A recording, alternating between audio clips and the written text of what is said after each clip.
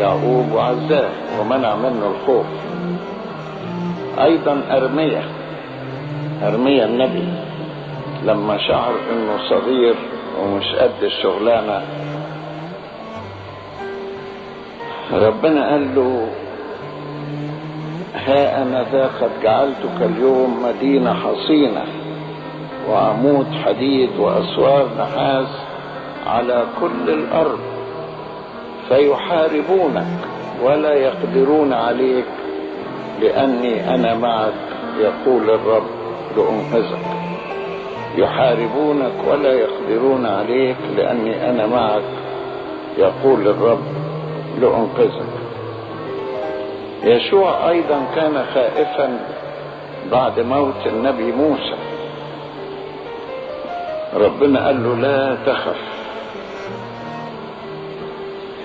لا يقف انسان في وجهك كل ايام حياتك، كما كنت مع موسى اكون معك، لا اهملك ولا اتركك، تشدد وتشجع، لا ترهب ولا ترتعب، لان الرب الهك معك حيثما تذهب. الرب الهك معك حيثما تذهب، زي ما قال لي يعقوب: ها انا معك حيثما تذهب.